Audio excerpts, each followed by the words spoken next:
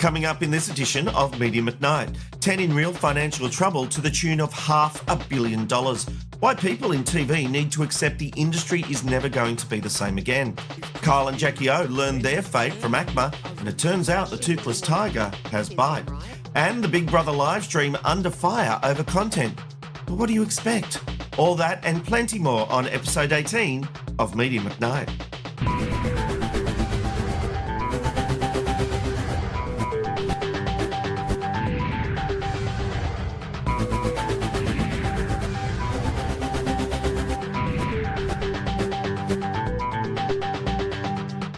Do you like my little jingle? Made that myself. Only to get over some copyright issues. But anyway, hello, I'm Rob McKnight. With over 30 years experience in the media, this is Media McKnight. Now, if you've noticed, Network 10 has been on a cost-cutting spree this year. Think the axing of The Project, Jonathan LaPaglia, Chris Barth, lots more that I could name. But the latest financial results from the broadcaster reveal why this is all happening. According to the AFR, new filings with the corporate regulator show the company lost $322 million in 2023 and $162 million last year due to poor ratings and weak advertising revenue. That's a loss of almost $500 million in just 2 years. In 2022, the network recorded a loss of $300 million and wrote down the value of its television broadcasting licenses to zero.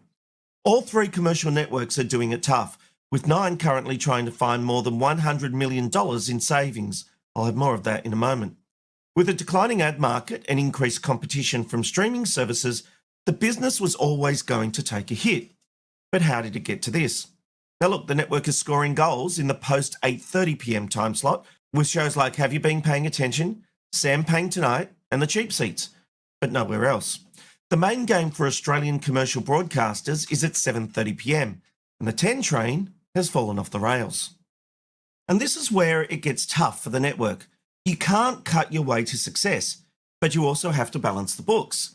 The network has seen some high-profile departures behind the scenes as well as those on-air ones, and that's led to a brain drain, leaving inexperienced producers who have not created a single hit developing new content.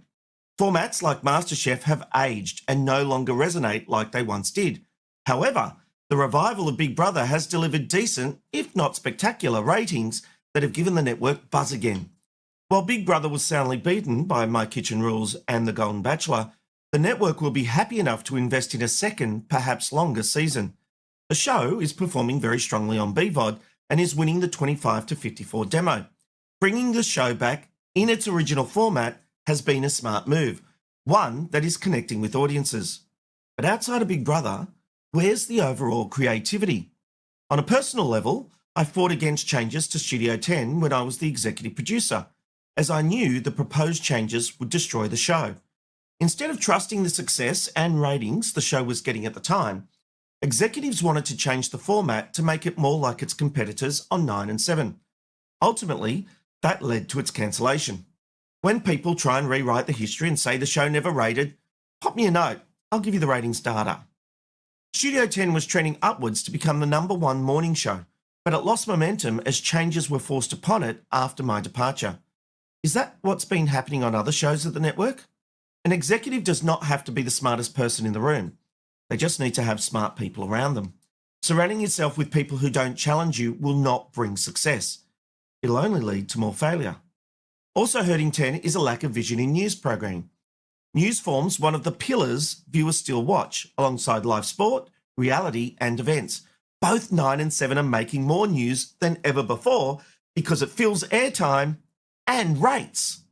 10 never had faith in news and now has to contend with a brand that cannot draw viewers. 10 News Plus was rushed to air and has become a ratings void. While the show does make money, which is the most important thing in 2025, of course, it certainly isn't delivering traction for the network. The parent company of 10, Paramount Global, has been cutting thousands of jobs after being bought by David Ellison of Skydance Media. 10 hasn't been affected by those cuts and, in all honesty, there's nothing left to cut. So what will happen when Ellison finally turns his attention to the Australian stepchild he inherited? Will he close it down? Will he double down and try to make it a success? Will he remove current management who have been running the network for many years? A change of thinking is certainly needed at the network. You could save hundreds of millions of dollars by giving up your Master Chefs, all those reality shows, and having something like Studio 10, the project style hybrid, on from 7 p.m. to 8:30 p.m. That would be a point of difference to the other networks. And look, I know I'll be mocked for suggesting that, but think about it. Imagine the zany, outlandish moments of Studio 10 combined with the production resources of the project, where people could get their daily dose of news over a discussion of hot topics and also have fun, crazy segments. It's the kind of show that could be done for $15 million and save 10 to 20 million for every reality show it replaced. 10's not going to win by doing the same as 9 and 7. Maybe they need to do a low budget approach and try something different. But this different could actually work because it is different and it could be entertaining. The AFR article also says 10 could be a potential bidder for the NRL. Now that would be a smart move. And honestly, that would turn around the fortunes of the network very quickly. But it's very expensive. Live sport is a major draw card for Australian audiences. So if Paramount wanted a quick outcome, then yep, give 10 the cash and make it happen. Instant results would happen. But 9, well, they won't go down without a fight.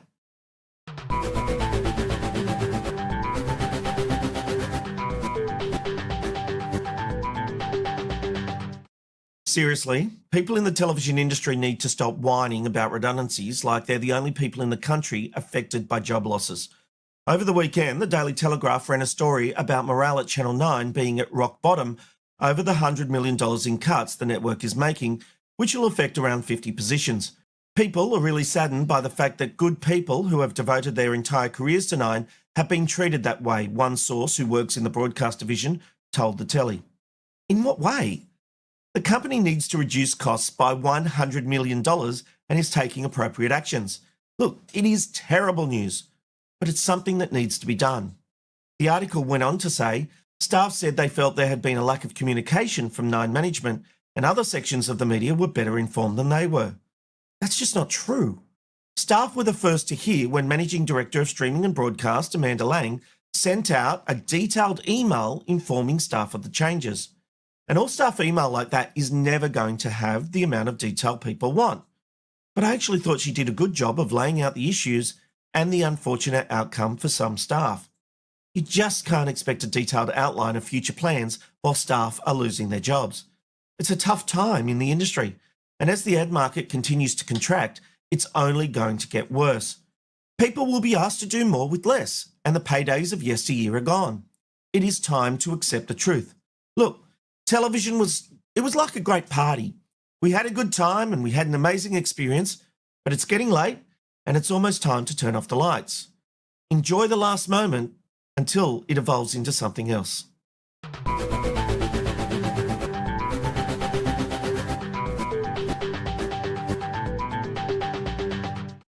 It's often called the toothless tiger, but ACMA seems intent on showing the Kyle and Jackie O show who the boss is.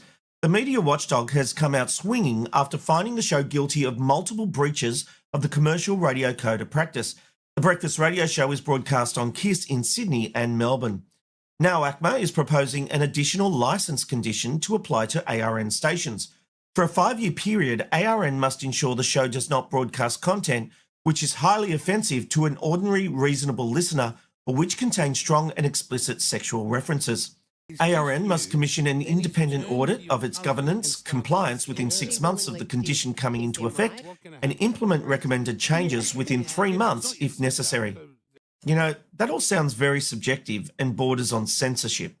Those who listen to Kyle and Jackie O are not the same people who tune into their more conservative competitors.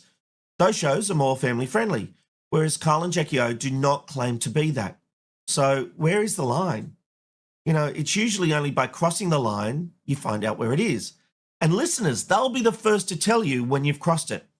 The question here is whether ACMA is reacting to community concerns or a campaign by groups like Mad Effing Witches. Sydney and Melbourne both have a population of around 6 million each. Can ACMA truly say for certain what the consensus is when it comes to community standards? Or will it come down to the judgment of those in charge of ACMA?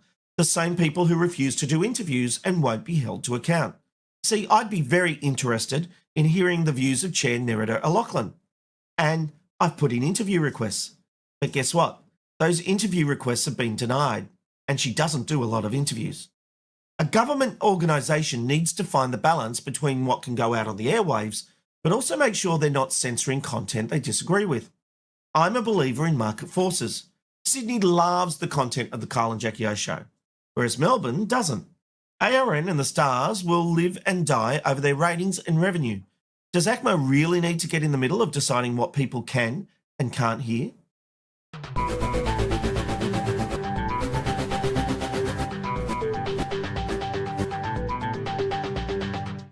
Big Brother is back and doing pretty well for Channel 10, but the 24/7 live stream has created something of an issue after housemates Michael and Jane were heard making comments linking race to cars, wealth and suburbs, including stereotypes about Jewish people and Asian money in Sydney. Pedestrian TV says execs at 10 are deeply stressed about the situation, one production insider saying the stream has become a minute-to-minute panic as moderators struggle to keep up with contestants' off-the-cuff remarks. And 10 has every right to worry after that infamous turkey slap became a topic of conversation back in the original series, even though it was never broadcast on television. They're terrified the whole network could get gazumped by this, an insider told Pedestrian. But why can't we just accept that listening in live to people having a conversation is going to lead to uncomfortable moments? Despite Endemol Shine's best efforts to censor anything controversial, things are bound to slip through the cracks. As far as I'm concerned, if you choose to watch a live stream, then you have to accept whatever plays out. You cannot expect normal people to say only the things deemed acceptable. What was witnessed was real people having real conversations, the same conversations that happen in homes across our country. Big Brother, it tries to show us real people. And guess what? That's what's happening here. People are flawed. They say stupid things. The sooner we accept that, the better. Otherwise, 10 will be forced to switch off the live stream. And I think that would be a real shame. All right, that brings us to the end of this edition of Media McKnight. You can watch the stream every Tuesday night as it plays out at 9 p.m. Australian Eastern Daylight Time, youtube.com/@McKnightTonight. And don't forget, paid subscribers get early access to each episode. I'm Rob McKnight. I hope to see you again soon. Cheers.